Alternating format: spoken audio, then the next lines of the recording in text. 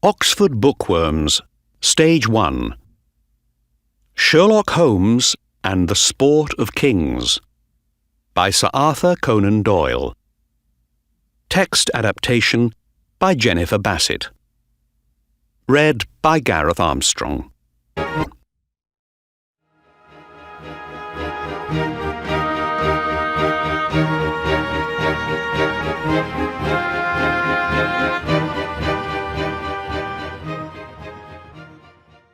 Chapter 1.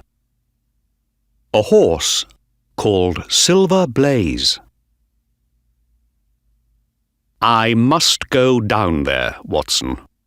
I must," said Sherlock Holmes at the breakfast table on Thursday morning. "Go? Go where?" I asked. "To Dartmoor, to King's Pyland." "Ah, so that's it," I said. "Well, everybody in the country is talking about the case at King's Pyland." I always know when Holmes is interested in a case. He reads all the newspapers. He walks up and down the room, and does not speak for hours. He did all those things yesterday. He did not answer any of my questions, but I knew that it was the mystery at King's Pyland. The morning newspapers were on the breakfast table. "What is happening at King's Pyland? Where is Silver Blaze?" they asked. "Who killed John Straker? What are the police doing? Can they find the horse before the big race next week?" Silver Blaze was a famous racehorse, and Straker was his trainer. One of the biggest horse races of the year, the Wessex Cup, was next week, and Silver Blaze was the favourite to win. But on Monday night at King's Pyland, two things happened. Someone killed John Straker, and Silver Blaze disappeared.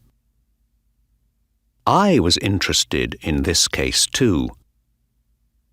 "Do you need my help, Holmes?" I asked. "I would very much like to come with you." "My dear Watson," said Holmes, "of course you must come with me. We can catch the 12 o'clock from Paddington and talk about the case on the train." 2 hours later, we were on the train.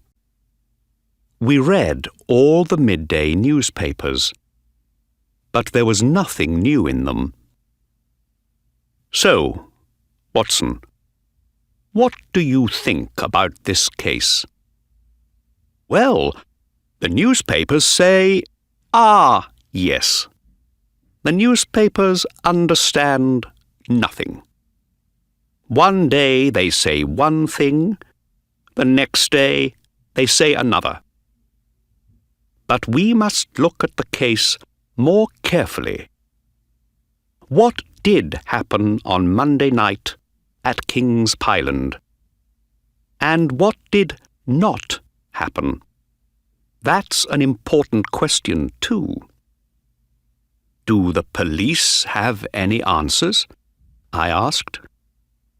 "No," said Holmes. On Wednesday morning, I had 2 letters. One was from Mr. Ross, the owner of the horse, and the other was from the Dartmoor police, and Inspector Gregory. They ask for my help." "Wednesday morning?" I cried. "But this is Thursday morning. Why didn't you go down yesterday?" "Because it was an easy case. You can't hide a famous horse for long, I thought. Where can you hide a horse on Dartmoor? There are no buildings, no trees. But I was wrong, Watson. The case is now 2 days old, and nobody can find the horse or Straker's killer. So, here we are, on the train to Tavistock. And what do you think about it all? I said. Well, Watson, let's look at the case. First, we have a racehorse, Silver Blaze, only 5 years old, but already a winner in many big races. His owner, Mr. Ross, is a happy man and rich. The racegoers are happy too. Silver Blaze nearly always wins his races, and so people put big bets on him to win. And when the favourite wins the race, a lot of people make money on their bets. But what happens when the favourite doesn't win, Watson? What then? A lot of people lose their money, of course, I said. And people with big bets on a different horse can make much more money when that other horse wins. Right, Watson. So, perhaps some people are very interested in Silver Blaze not running in the Wessex Cup. Of course, Mr. Ross and his trainer, John Straker, know that, and they watch the horse very carefully. Now, let's look at the people and the place. The trainer, John Straker, a good man and wonderful with horses, worked for Mr. Ross for 12 years. There are 4 horses in the training stables and 3 boys working for Straker. One of them sits up all night with the horses, and the other 2 sleep in a room over the stables. We know nothing bad about any of the boys. Straker has a wife, no children, and lived, in a house about 200 metres from the stables. The town of Tavistock is 2 kilometres to the west, and about 2 kilometres east there is Capleton, another training stables. The owner there is Lord Backwater, and the trainer is Silas Brown.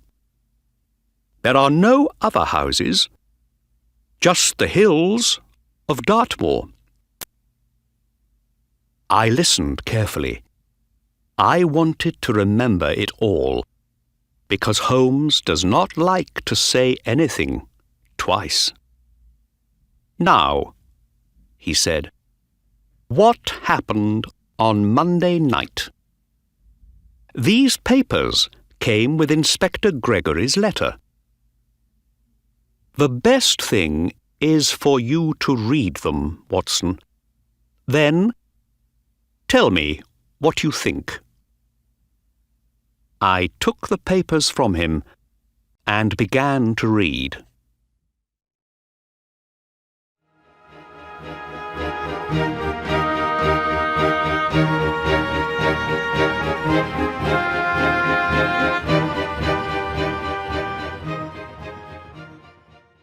Chapter 2. Monday night at King's Pyland. Notes by Inspector Gregory. After talking to Edith Baxter, Ned Hunter, Mrs. John Straker, and Mr. Fitzroy Simpson. On Monday evening, Straker locked the stables at 9 o'clock, the usual time. Two of the boys then walked up to the trainer's house for their dinner. But the third boy, Ned Hunter, stayed in the horses. At 9:05, the Straker servant, a girl called Edith Baxter, carried Ned Hunter's dinner down to the stables. The dinner that night was a hot meat curry. Edith was nearly at the stables when a man called out to her. He came up to her, and she saw a tall man in a grey suit and a hat, and a red and black scarf. He carried a big walking stick, and Edith felt afraid of him. "Where am I?" the man asked. "What is this place?" "This is King's Pyland to Highland training stables," she said. "Good," said the man. "Now, a stable boy sleeps here every night. Is that right?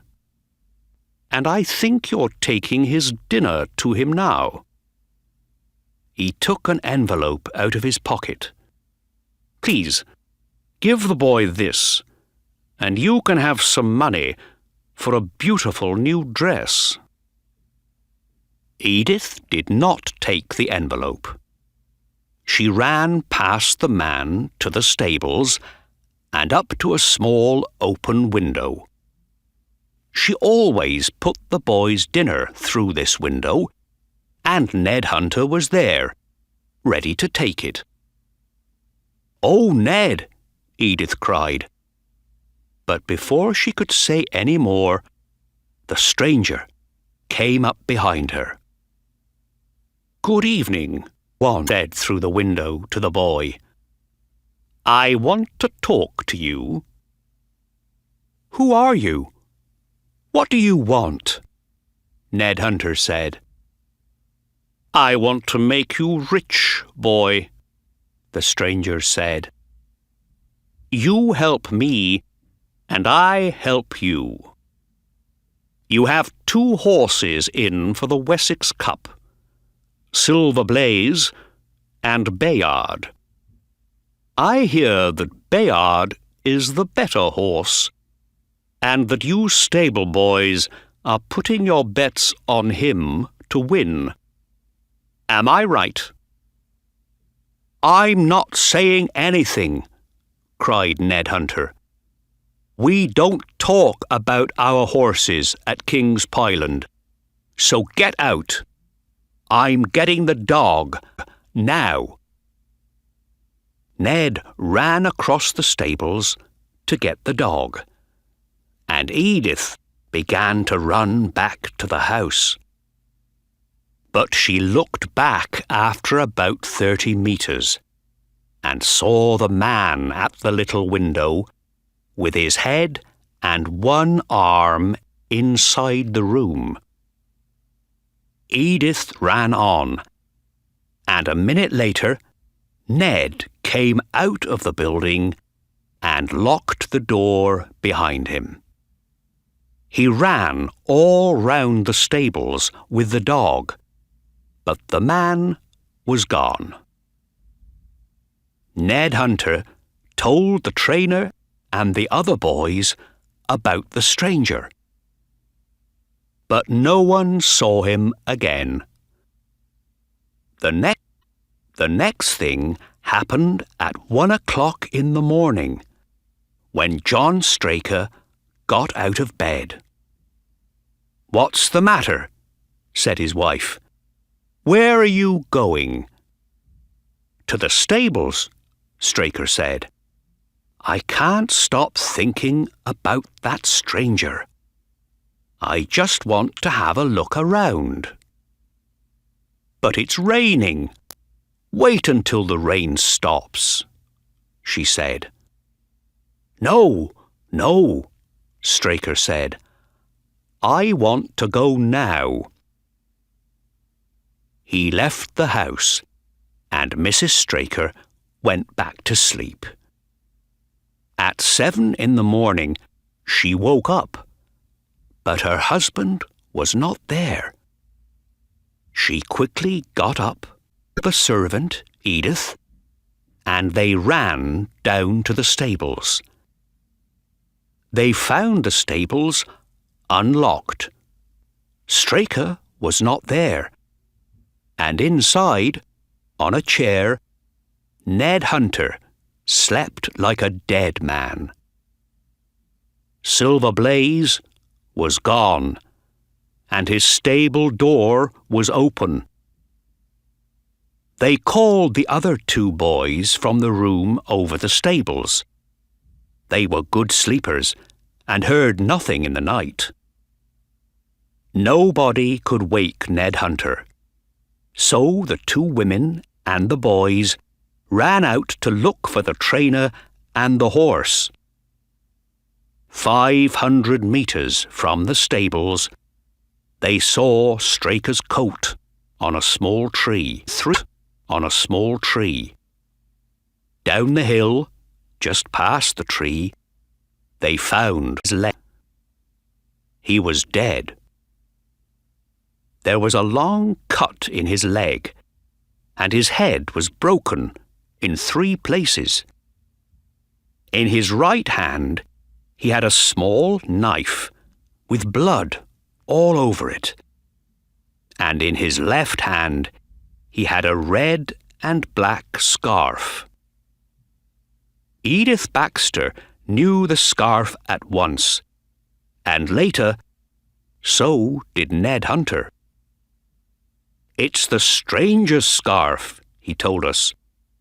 When I went to get the dog, that stranger was still at the stable window. He put something in my meat curry to make me sleep. I know he did. Edith saw him with his arm through the window. Ned Hunter was right about his meat curry. There was some of his dinner left, and we found a lot of opium in it. That's why Ned slept like a dead man. What about the horse? We found his tracks in the mud, next to Straker's dead body. But what happened then? Someone hit Straker on the head and killed him. Did that person take the horse away? Did the horse run away? Everybody on Dartmoor is looking for Silver Blaze, but there is no news of him. When I began work on him, we looked for the stranger. He was in Tavistock, and we found him easily. His name is Fitzroy Simpson. He lives mostly in London and makes his money at the races, taking bets. We looked in his betting book and found a number of big bets. £5,000 against the favourite for the Wessex Cup. These were his answers to my questions. Why did you come down to Dartmoor? I'm a betting man, Inspector. I need to know about the horses for the Wessex Cup. Silver Blaze, Bayard, and Desborough, the horse at Silas Brown's stables. He's the second favourite for the race, you see. Did you go to the King's Pyland stables late on Monday evening?" "Yes, I did.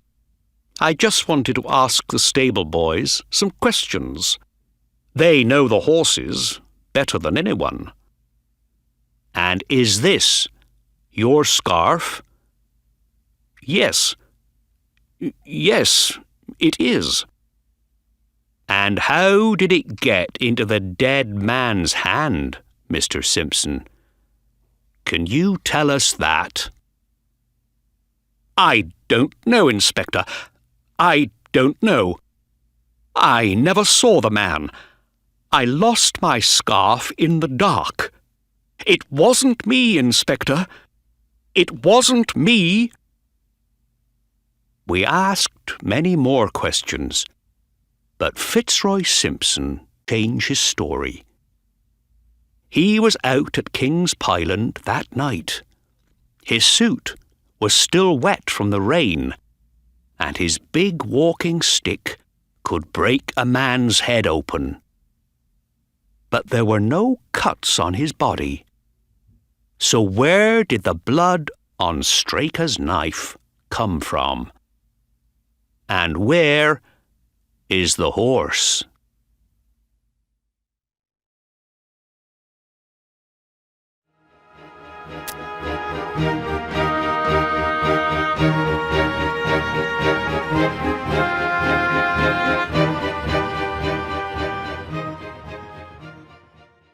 Chapter 3.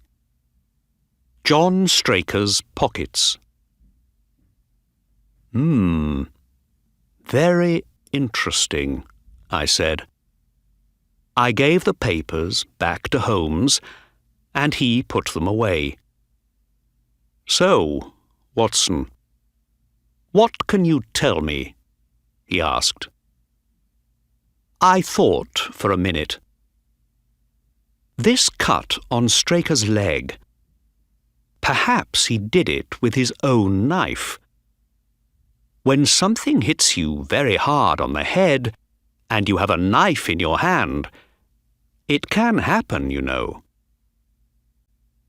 Very good, Watson. And that's bad news for Fitzroy Simpson. So, did Simpson do it, do you think? I said. Perhaps, said Holmes. Let's look at it. Simpson puts opium in the boy's dinner. He goes away and comes back later in the night. He gets into the stables, takes the horse out, and leaves. But the trainer arrives at that moment, sees him, and follows him. The two men fight, and Simpson breaks Straker's head open with his stick. Then Simpson takes the horse. Or did the horse run away? Is it still out on the moor? And how did Simpson get into the locked stables? I don't know, Watson. I don't know. We must wait and see. When we arrived at Tavistock Station, two men came to meet us.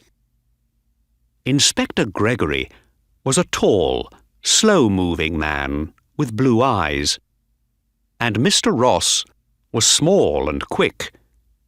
He was the first to speak. Very pleased to see you, Mr. Holmes.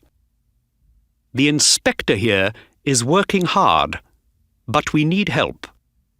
We must find poor Straker's killer, and I want to find my horse. Is there any news? Asked Holmes. Let's talk on the way, the inspector said. I'd like you to see everything in the daylight. We were soon out of the little town and up on the brown hills of the moor. Inspector Gregory thought that the killer was Fitzroy Simpson. Simpson was out in the rain that night. His suit was still wet on the Tuesday, he said. He had a big stick, and his scarf was in the dead man's hand. That looks bad, Mr. Holmes. Very bad.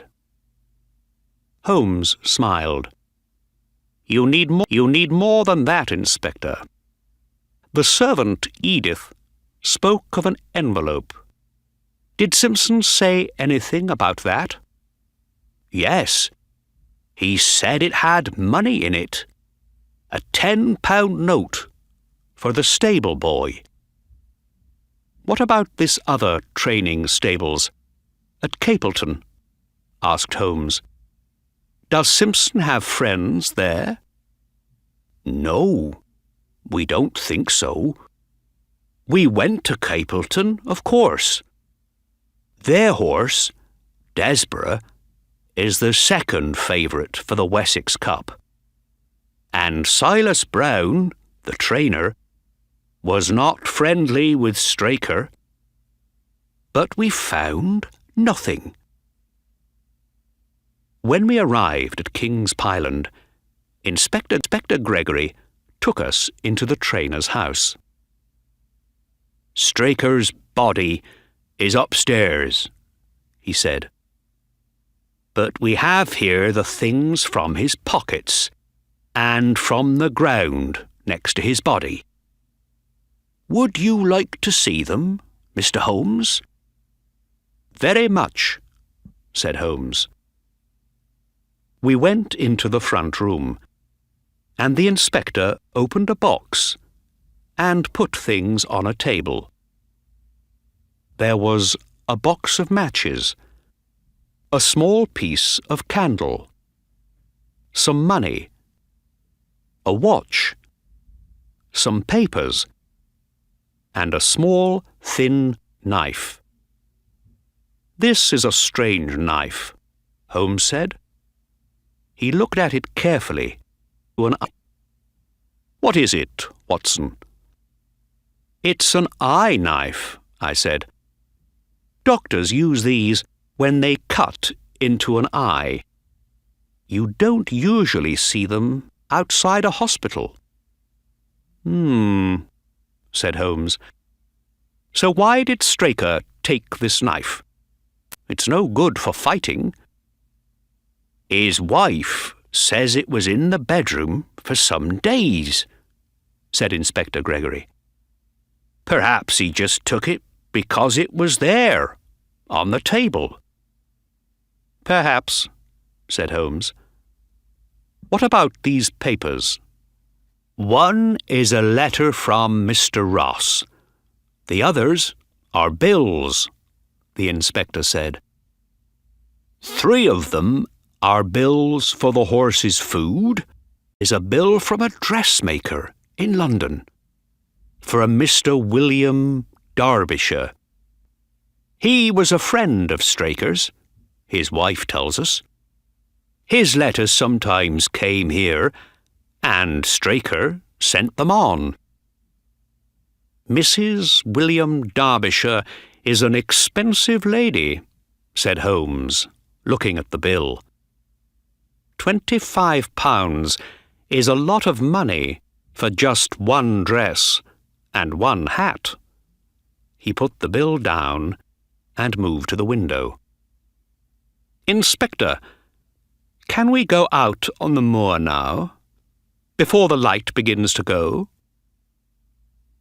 We left the room, and at the front door we saw a woman. She came up to Inspector Gregory and put her hand on his arm.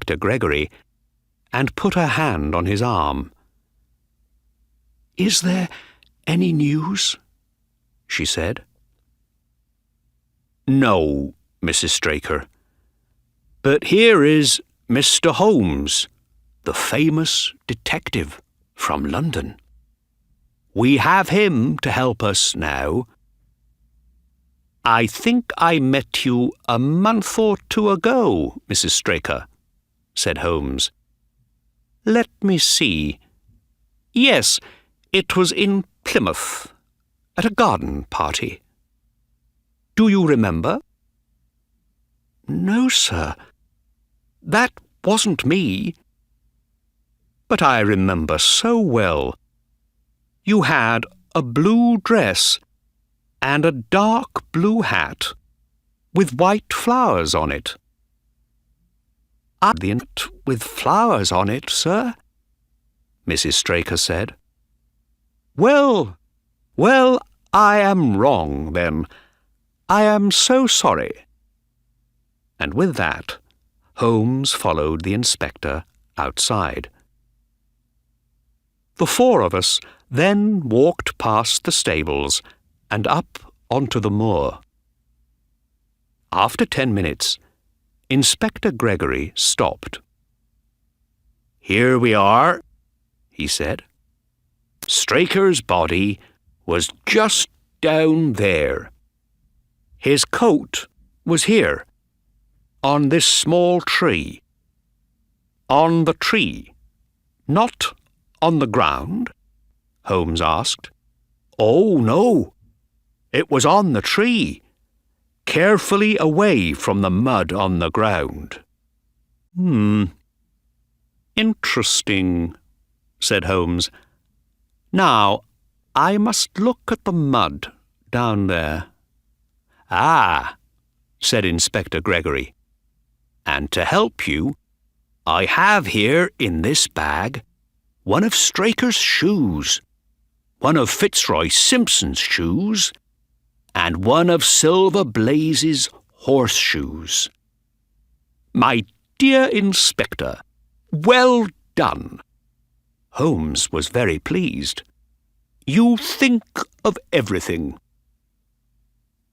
For some minutes, Holmes looked carefully at the ground, his eyes only centimetres away from the mud. Hello, he said suddenly. What's this? From out of the mud, he took a match, a small piece of one. Now, why didn't I find that? said the inspector. I knew it was there, you see, said Holmes. You knew? But how could you know that? Holmes smiled, but did not answer. He then took the shoes, got down on the ground, and began to look at all the tracks in the mud. We stood and watched him. But after 5 minutes, Mr. Ross looked at his watch. This is very interesting, Mr. Holmes, he said. But is it going to take a long time? No, said Holmes. He got to his feet. I don't need to do any more here. Watson and I are going to take a little walk back to the moor now, with the horseshoe. Mr. Ross looked at the inspector. Can we go back to the house and talk? I must take Silver Blaze's name out of the Wessex Cup race, and do it today, I think. Don't do that, cried Holmes. No, you must leave the horse's name in for the race. But, Mr. Ross began. Then he laughed, a little angrily. Well, thank you, Mr. Holmes. Thank you for your help. See you later, then, at the house. And he and the inspector walked away.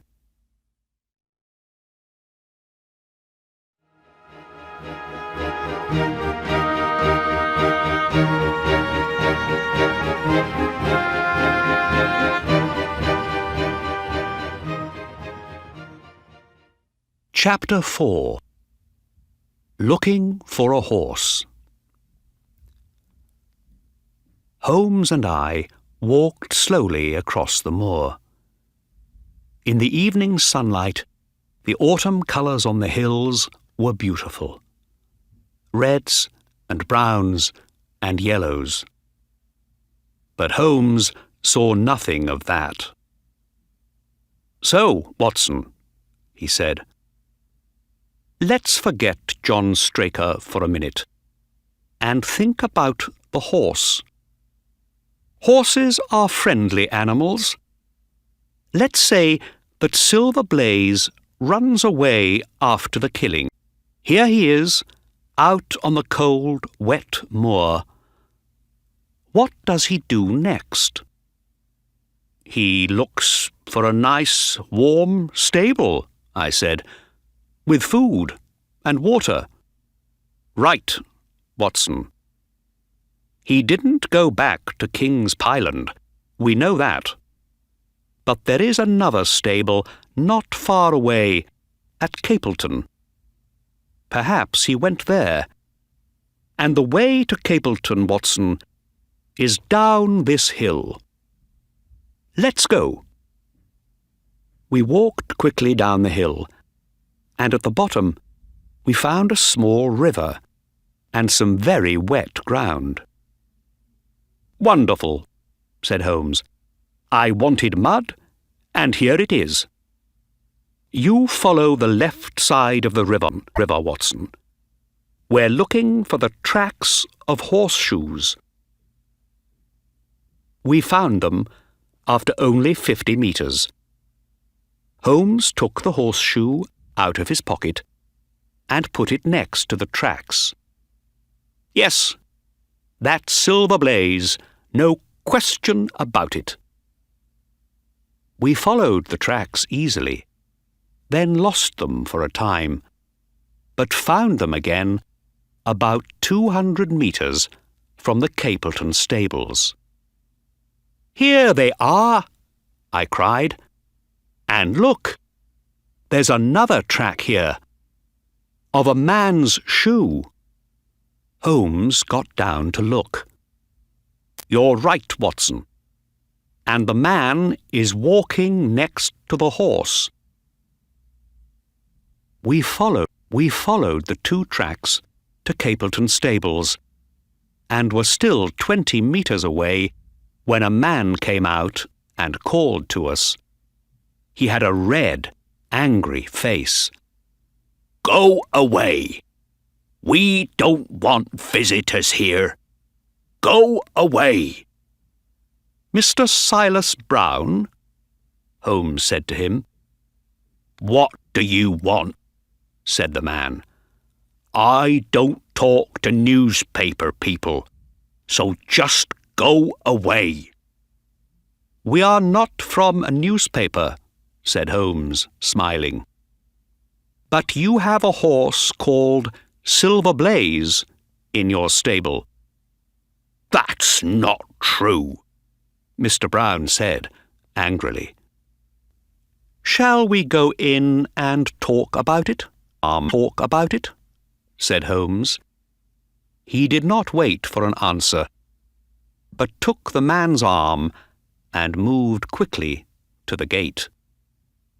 He looked back at me and said quietly, "Wait for me here, Watson." 20 minutes later, they came out again. Holmes looked pleased, and Mr. Silas Brown was a different man. He looked smaller and older, and his face was afraid. "Remember," said Holmes, "you must be there on the day, on time, and everything must be ready." Yes, Silas Brown said quickly. "You can be sure of it. Oh, yes, you can be sure of it." "Good," said Holmes. "Well, goodbye for now." Holmes and I then began to walk back to King's Pyland along the road. Does he have the horse, then? I asked. Holmes laughed. Yes. He said no at first, of course, but he's afraid of the police.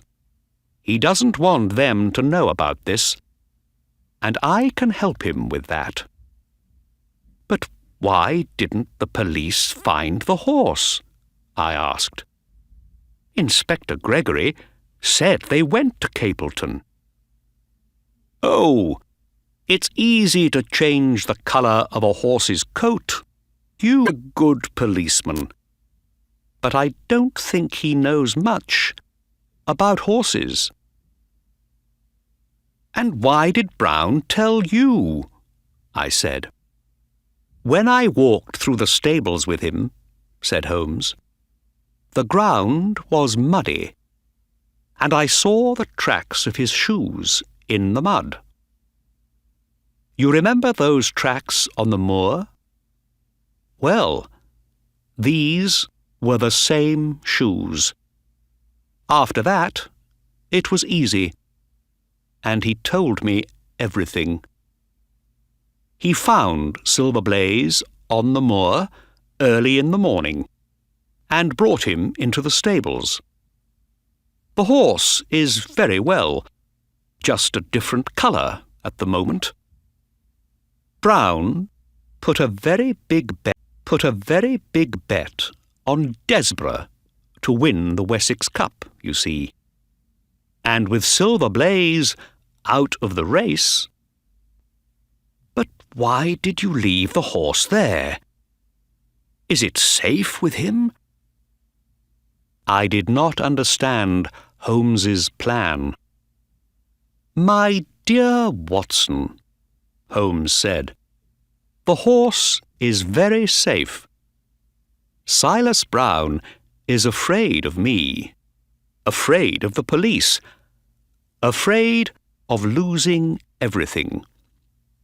Silver Blaze must be ready to race next week, or Brown's life as a racehorse trainer is finished.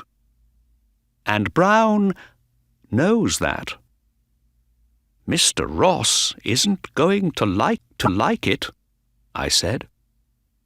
Mr. Ross, said Holmes, doesn't understand detective work. He wants answers today, now, at once. So he must learn a lesson. He must learn to wait. Say nothing about Silver Blaze for the moment, Watson. Back at King's Pyland, we found Mr. Ross and Inspector Gregory in the trainer's house. An interesting visit, said Holmes. But my friend and I must go back to London by the midnight train. The inspector and Mr. Ross stared at him, and I saw that Holmes was right about Mr. Ross. So, our famous London detective can't find poor Straker's killer, Mr. Ross said. Or my horse. It's a difficult case, that's true, said Holmes quietly. But your horse is going to run in the Wessex Cup next Tuesday. You have my promise on that. A promise is a wonderful thing, said Mr. Ross. But I would like the horse better than a promise. Holmes smiled, then turned to Inspector Gregory. Inspector, can you give me a photograph of Straker? Yes. Now? Yes. Of course, said the inspector. He took one from an envelope pocket and gave it to Holmes. It was now time to go back to Tavistock, and we went outside. One of the stable boys was there, and Holmes suddenly spoke to him. "I see you have some sheep here, next to the stables," he said. "Are they all well?" "They're all right, sir," said the boy, "but 2 or 3 of them are a little lame. They went lame last week." Holmes was very pleased about this. He got into the carriage and said to the inspector, "Remember the lame sheep, Gregory. Remember the lame sheep." Mr. Ross was not interested in the sheep, but the inspector stared at Holmes. "You think the sheep are important?" "Oh, yes," said Holmes. "Very important." The inspector still stared at him, very interested now. "And what other things are important, Mr. Holmes?" "The strange incident of the dog in the night time." "The dog did nothing in the night time." "That was the strange incident."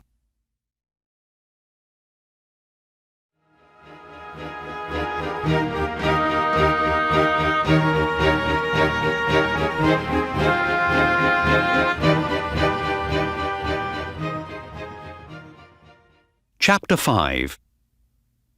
A Day at the Races.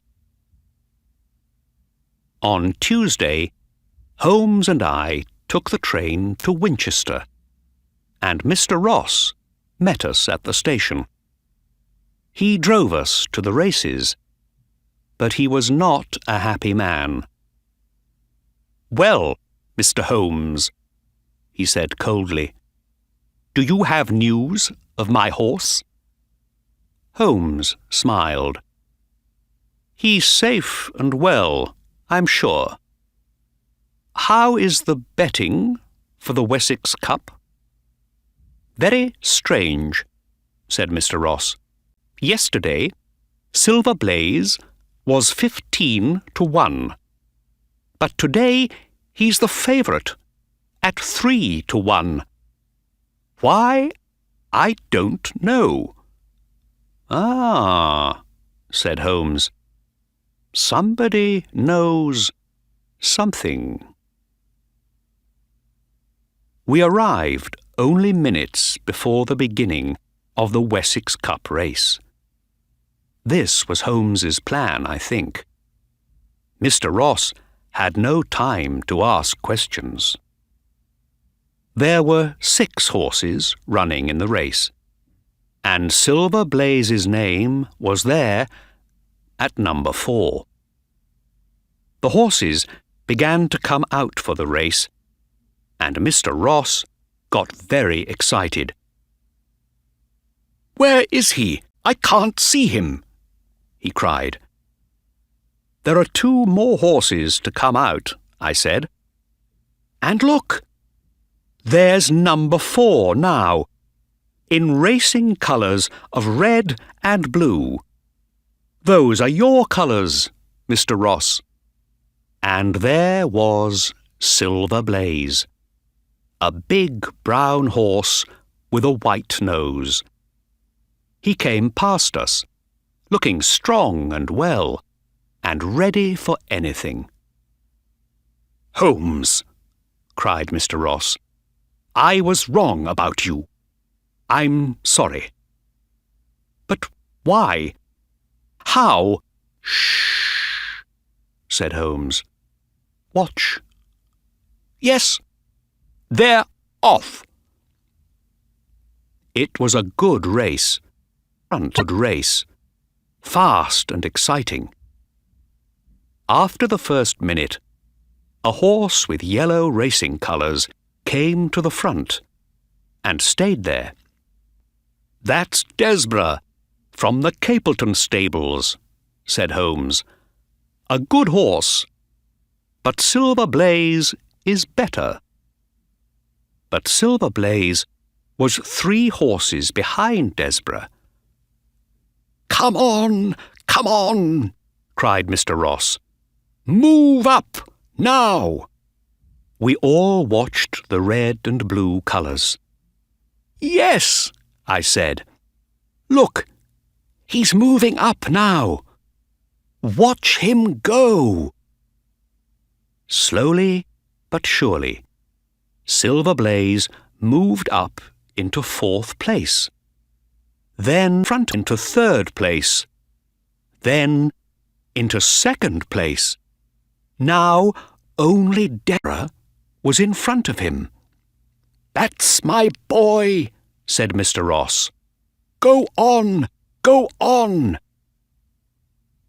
"Desborough's getting tired," Holmes said. "Watch. 80 metres, 50 metres. "He's away!" cried Mr. Ross. "His nose is in front. Yes, yes, he's going to do it." And he did. Silver Blaze kept his nose in front, finished first, and won the Wessex Cup. "Wonderful," said Mr. Ross.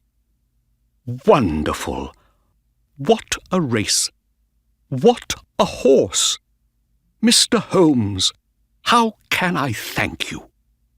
"You must thank the horse, not me," said Holmes, smiling. "Let's go down and have a look at him."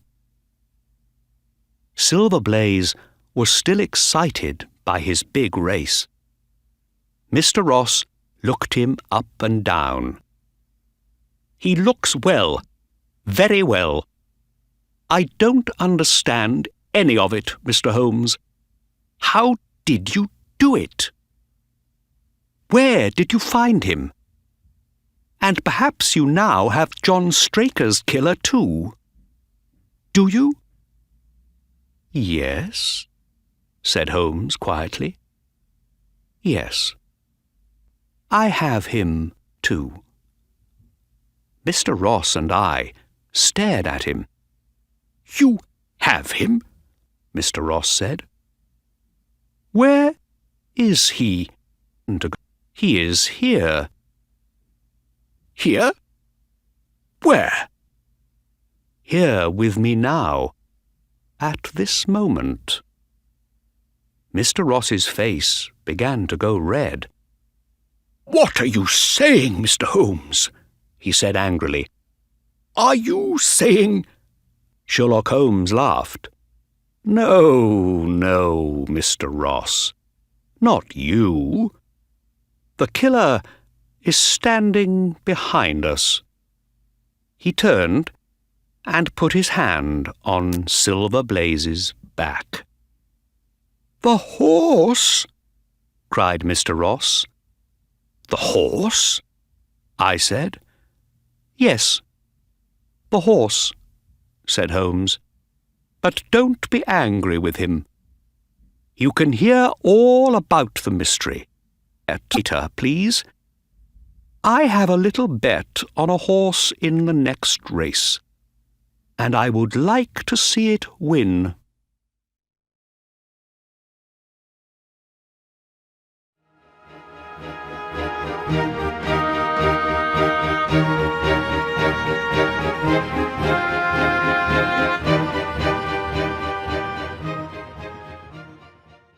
Chapter 6. Holmes has the answers. On the train back to London, Holmes told us the story behind the mystery, and the time went very quickly. "Before we went down to King's Pyland," my friend began, "I thought it was Fitzroy Simpson. But when we arrived at the stables, I suddenly remembered the hot meat curry. Why didn't I think of it before? That, you see, was the beginning." "The meat curry?" said Mr. Ross, thinking about it. How did the meat curry help you? Do you know the taste of opium? Holmes said. No? Well, it's not a very strong taste, but it's there. You can taste it in most food, but not in curry. Curry has a very strong taste, stronger than opium. So the killer says, I need a night when the dinner is a meat curry. Then Ned Hunter can eat his dinner happily without the taste of opium and go to sleep. But did Fitzroy Simpson know that curry was the dinner on Monday night? Of course not. How could he? He didn't make the dinner. He was a stranger at King's Pyland. He knew nobody in the trainer's house. So, we forget Simpson and think again. Who knew about the curry before dinner on that Monday night? John Straker and his wife, I said. And the servant. Right, Watson. And so on to the next question. About the dog. We know there was a dog in the stables that night because Ned Hunter took the dog out when Simpson was there. Then, in the middle of the night, someone went into the stables and took out a horse. The two boys, sleeping upstairs in the stables, heard nothing, because there was nothing to hear. The dog did not bark. Why not? Aha, said Mr. Ross. It didn't bark because it knew the visitor. Dogs only bark at strangers. Right again. So, the midnight visitor was John Straker. But why did he take the horse out? What did he want? It was something dishonest. Or why did he put opium in his stable boy's dinner? We all know about dishonest trainers. They can make a lot of money. They put big bets against their own horse and then stop their horse winning. But how? What was Straker's plan here? Perhaps the answer was in his pockets, I thought. And so it was. You remember the strange knife? Dr. Watson here told us about it. An eye knife, used by doctors in hospitals. With a knife like this, you can make a cut, a very, very small cut, in the tendon of a horse's back leg. Nobody can see the cut, and the horse only feels it a little. He's not lame, but he doesn't run his best, so he cannot win the race. And Straker wanted to do this to my horse? Cried Mr. Ross. How could he? I thought he was a good man. No, said Holmes. He wasn't a good man, or a careful one. No horse stands quietly when a knife goes into its back leg. Straker didn't want anyone to hear the noise, so he took the horse out onto the moor. The candle and the match, I said. Of course. That's right, Holmes said. And I learnt more from Straker's pockets, too. You are a man of the world, Mr. Ross. Do men carry other men's bills? So they do not. So who was Mr. Derbyshire? Another name for John Straker. And there was a lady in the case, too. A very expensive lady. I talked to Mrs. Straker about the dress and the hat on the bill, but she knew nothing about them. And on Monday night, out on the moor, said Mr. Ross, what happened, do you think? How about this, said Holmes. Straker takes the horse down the hill. He sees Simpson's scarf on the ground and takes it with him. Why, I don't know. He puts his coat on a tree, gets out the candle and the matches and the knife, but Silver Blaze doesn't like it. Perhaps he's afraid. Perhaps he feels something is wrong. He's a big, strong horse, and he gets angry. He kicks out with his back legs, and the horseshoes hit Straker on the head. Straker goes down into the mud, and the knife in his hand goes into his own leg. The horse disappears into the night. Wonderful, Mr. Ross said. You tell it very well, Mr. Holmes. I see it all now. And the sheep? I asked. What about the sheep? You told Inspector Gregory that they were important. Ah, yes, Watson. The sheep. Holmes smiled. And they were important. It's not easy to make a very small cut in an animal's tendon, and Straker did not want to get it wrong. He needed to practice first. But what on? There were his own sheep, right in front of him. And where did you go in London, the day after we got back? I asked.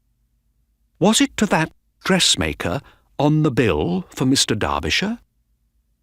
Very good, Watson, Holmes laughed.